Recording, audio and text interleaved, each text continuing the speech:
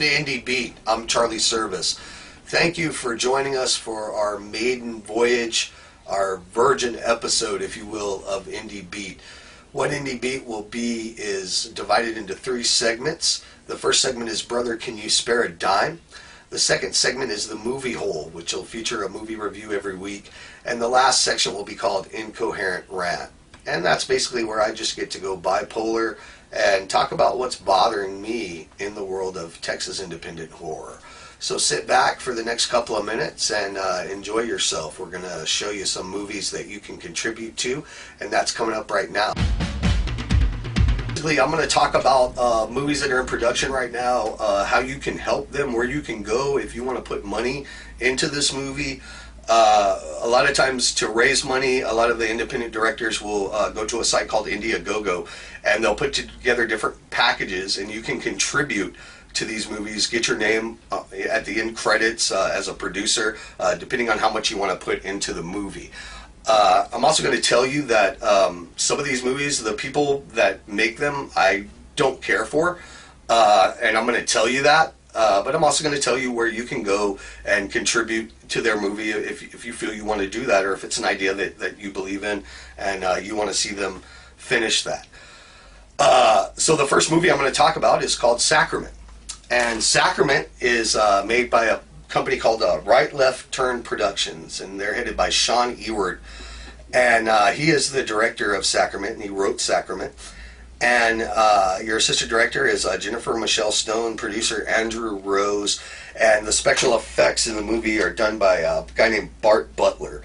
If you go to thehaunthouse.com, they run a haunted house. You can see a video there of the haunted house, and I think it's very good. It's very well done. The makeup effects that they have are just awesome at the haunted house, and that's thehaunthouse.com. Now, these people are indie filmmakers, and their group, they already think like that they're Hollywood. And it's so retarded, it's funny. And I'm going to give you the mentality of this group of people. You could actually buy a Sacrament cast and crew shirt. Yes, an independent film has cast and crew shirts. You can buy one of these shirts for $25. So, you know, they went out and instead of using that budget, you know, for maybe special effects or something like that, they had shirts made for their cast and crew.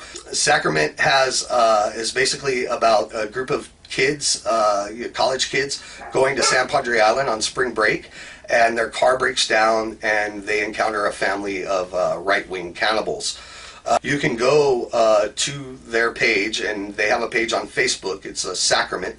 You can also go to rightleftTurnProductions.com, and you can get links there to go to Indiegogo, and you'll see a piece of the film that was made, and basically it's edited because Indiegogo felt like the content was too graphic. I don't know. To me, it sounds kind of like one of those old carnival ploys, like, hey, look what happened. Our movie is so graphic that, you know, Indiegogo wouldn't put it up. We had to cut it. You can see what they took out on YouTube, and honestly, what they took out is not that graphic. So I would suggest that you just go to YouTube, or you can look up Sacrament on Facebook. They have a page, and you can get a link there to Indiegogo. They are doing this from February 21st to May 31st, and their goal to raise is $25,000. You can donate whatever you want, and I'm sure they would really appreciate that to get this movie made. And Right Left Turn Productions, they've done Jack's Bad Day, which is a movie that I actually liked, even though I don't care for the slime that makes it. It's a good movie.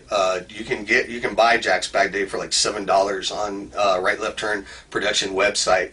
And it's a good film. The thing is I found out that it took him like almost 3 weeks to make this 20-minute film. That honestly, if you look at it, it probably could have been done in a week. That I want to talk about is called The Merchant, and it's one that I'm really excited for. It's a horror set in the Old West, set in the town of Burning Bush, Texas. And the gist of it is that the founders of this town a long, long ago made a pact with the devil, and now the inhabitants of the town are having to deal with the consequences of this pact. Again, I'm going to tell you that I am really excited for this movie. We just talked about giving money to Sacrament. This is a movie that I actually put money into because I was just really excited for it. I love westerns anyway, but if you go to themerchantmovie.com, you can see the most beautiful independent trailer that you've ever seen, and I'm not even exaggerating at all. I love this trailer. When you go there, I've watched it like 3 times. This is how you cut a trailer, people. Indie people, if you go to themerchantmovie.com and learn how to cut a fucking trailer. Tristan Lavelle is in this movie. She is freaking hot.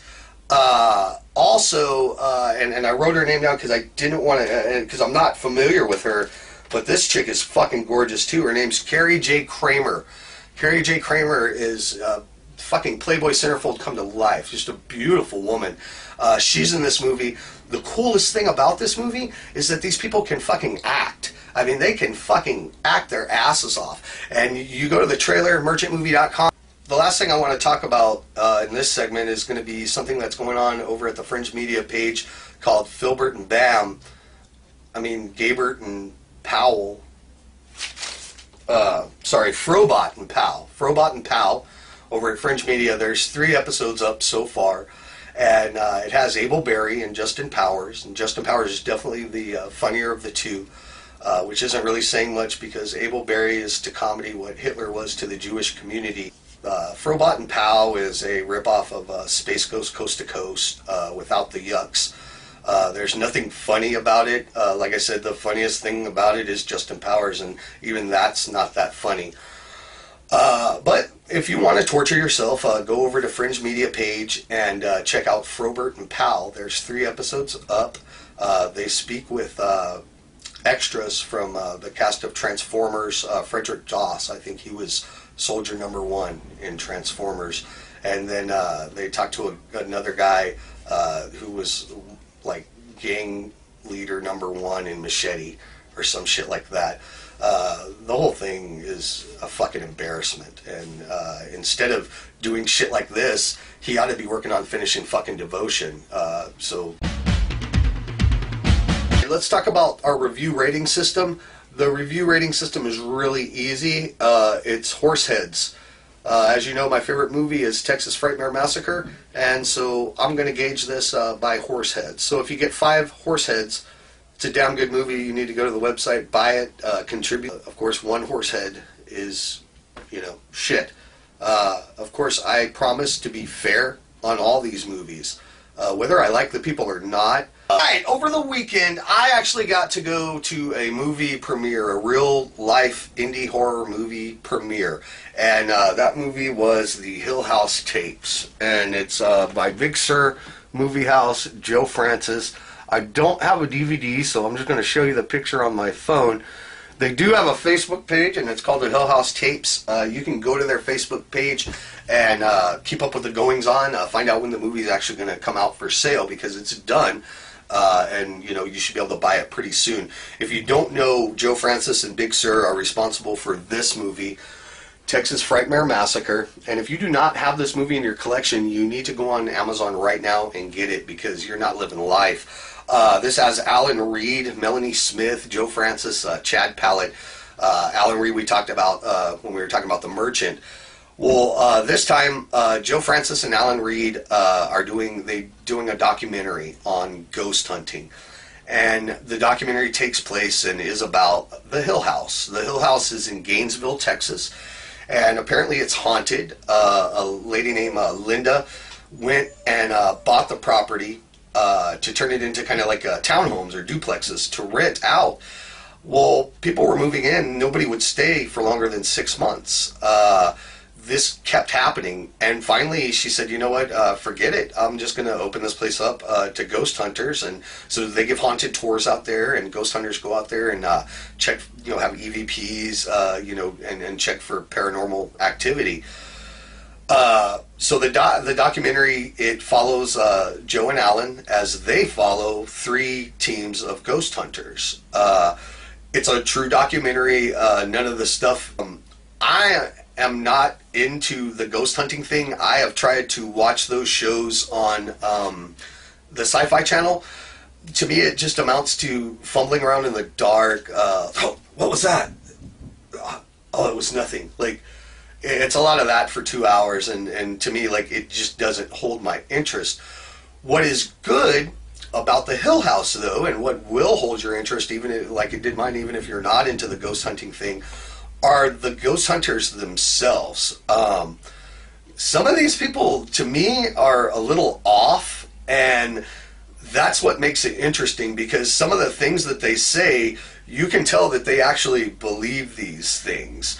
So while not a lot supernatural goes on, and that's not the fault of Big Sur, because they're just documenting what's going on, and if nothing happens, nothing happens. What can they do? You do see some supernatural activity, such as just like a flashlight kind of going on and off, but there's more. There is more stuff that happens. In the end, did they really find out whether Hill House is haunted or not? I don't know. I would have rather... they could have maybe had a better debriefing after each segment, and they didn't. But as a whole, I feel like I enjoyed it. I will buy it. And I will say that it's no secret that Joe Francis is a good friend of mine, and so that's it. The Hill House tapes. I would recommend it definitely. I'm going to give it 4 out of 5 horse heads, and that's a pretty good. I couldn't give it 5 because, like I said, there's really no ending. At the end, you're kind of left with not knowing if the Hill House is really haunted or not. The cool thing is that you can go to Gainesville and you can take a tour of the Hill House and you can find out for yourself. Bring a camera and maybe you might pick up a ghost. But again, it's the Hill House tapes. Find their page on...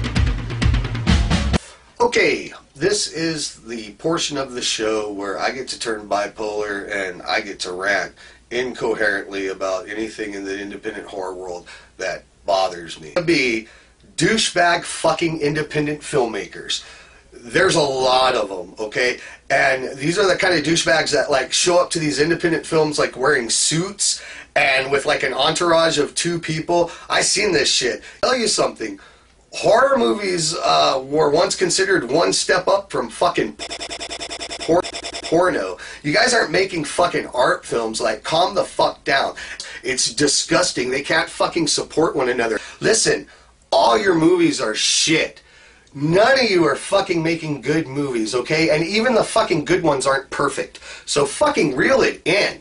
And anyway, I'm just going to tell you guys that I'll say what the fuck I want. And all the apples and berries and the fucking flowers of the world, I'll talk this shit to your fucking face, and I'll do it wherever, you want to come find me. Okay, guys, movies suck. You have no business even fucking making movies. That being said, that's the fucking rant. And that's the end of this show. We'll see you next week. I'm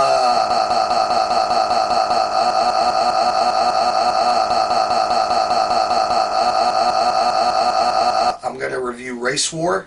And I may or may not have a certain actress from a movie called Jessica Rabbit.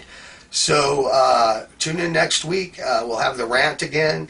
And until next time, fuck you later.